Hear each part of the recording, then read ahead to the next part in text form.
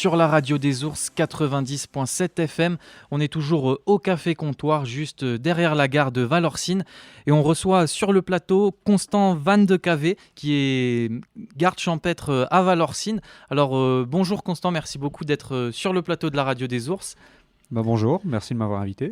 Alors déjà, est-ce que vous pouvez un peu m'expliquer ce que c'est être garde champêtre et par exemple la différence, parce que je ne la connais pas avec par exemple la police municipale. Alors moi, le garde champêtre, c'est l'une des plus vieilles polices de France. En gros, c'est quelqu'un qui s'occupe de tout ce qui se passe dans le village, comme une police municipale. Donc il va s'occuper de la police du stationnement, police de la route. Il va aller voir les commerçants, les riverains. Il va renouer le lien social entre la mairie et la population. Et il a en plus des pouvoirs de police en matière d'environnement, tout ce qui est chasse, pêche, pollution et tout ça. Voilà, donc le police municipal peut constater ce genre de choses, mais le garde champêtre, lui, est autonome sur ses enquêtes.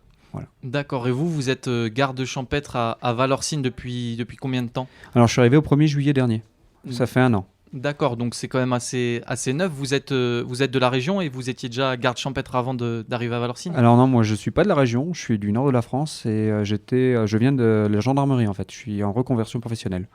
D'accord. Voilà. Et là, depuis plus d'un an, qu'est-ce que vous ressentez ? Vous êtes content d'être ici, dans ce village, à Valorcine Ah oui, non, mais c'est un très beau village, on y est bien. Moi j'étais bien accueilli par la population.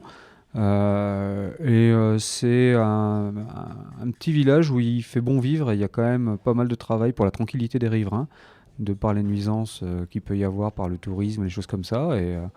Non, on y est très bien. Et il y a une mission du garde champêtre aussi, si je ne me trompe pas, qui est la protection de l'environnement. Ici, c'est un peu spécial, on est dans un environnement assez exceptionnel. Voilà, au niveau de la chasse notamment, au niveau, je sais pas, peut-être de la pêche, etc. Qu'est-ce que sont vos missions dans ce domaine ? Alors, tout ce qui est chasse et pêche, j'ai autant de prérogatives qu'un garde de l'Office français de la biodiversité, donc l'anciennement l'ONCFS. Donc évidemment, on est dans un milieu qui est très sensible, donc notamment tout ce qui est cours d'eau, la pêche, ici, l'eau est d'une très bonne qualité.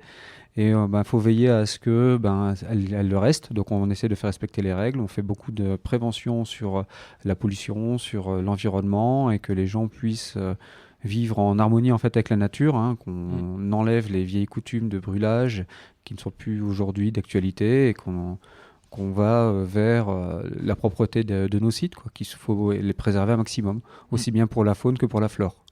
Et cet été, c'est un contexte aussi particulier avec la sécheresse qui touche aussi le milieu de la montagne. Est-ce que vous intervenez aussi ? Je crois qu'en ce moment, par exemple, il n'y a pas le droit de bivouaquer en montagne. Est-ce que vous intervenez là-dessus aussi ou... Oui, tout à fait. Oui, j'interviens sur tous ces volets d'arrêtés préfectoraux qui sont pour sensibiliser les personnes contre la lutte contre les incendies, tout simplement, parce que là aujourd'hui c'est ce qui est un peu visé avec la sécheresse. Si on interdit le bivouac, c'est pour éviter qu'il y ait des feux accidentels. Aujourd'hui on ne peut plus fumer en forêt le temps que tout se passe. Mon rôle c'est aussi d'aller au contact des gens, de leur faire un rappel des règles, et puis si jamais ils ne veulent pas comprendre, à ce moment-là on relève les infractions, mais généralement un rappel des règles suffit largement. Et vous êtes du coup tout seul sur le village pour ces missions, ou vous êtes soutenu, je sais pas, par une police municipale ou... Non, alors je suis tout seul. Il n'y a pas de police municipale. C'est moi qui fais office de police municipale parce que j'ai les mêmes prérogatives que les policiers municipaux. Mais oui, je suis tout seul pour faire tout ce travail. Et ça doit être aussi un peu particulier quand on sait que Valorcine, voilà, en hiver, ça peut être moins de 400 habitants. Et voilà, en plein été, la semaine prochaine, l'UTMB, énormément de monde d'un coup. Pour vous, ça doit être aussi des changements au niveau du rythme du travail assez énormes. Bah oui, on s'adapte en fait. On s'adapte à la population, on s'adapte aux événements. On essaye de préserver un maximum les riverains de tout ça. Il y a du monde qui passe, on essaye justement d'enlever tout ce qui est nuisance. Je pense tout ce qui est véhicule pour le stationnement, que les gens puissent rentrer et sortir de chez eux, la sécurité des personnes. Donc oui, on s'adapte, on prend des mesures et on essaye de faire en sorte que tout le monde puisse cohabiter en harmonie. Et vous travaillez du coup directement avec la mairie, tout le temps en fait vous êtes au contact des élus ? Exactement, oui. Moi, je suis un employé municipal, donc je suis au D'accord. contact effectivement en permanence avec la mairie. Mm.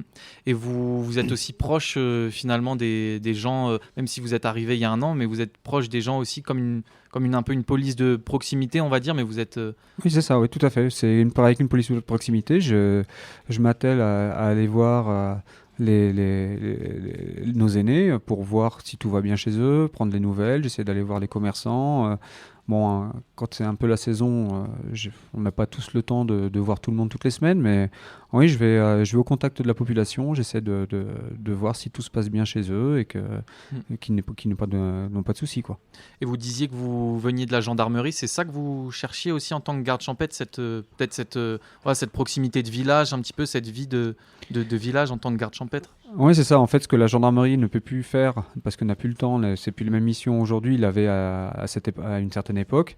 Ce qu'elle a perdu, en fait, j'essaie de le retrouver ici dans mes missions de garde champêtre. Mm.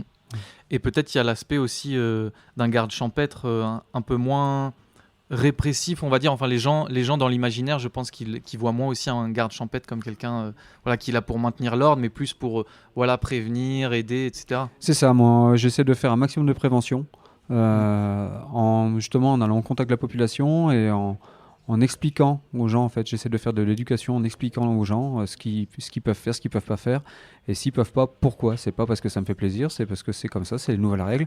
Et quand on explique bien aux gens et qu'on y va gentiment et poliment, ça rentre tout seul. Mm. Merci beaucoup Constant Van de Cave d'être venu sur le plateau de la Radio des Ours nous expliquer votre rôle en tant que garde champêtre. Merci encore d'être venu sur le plateau de la Radio des Ours. On continue notre émission sur le 90.7 FM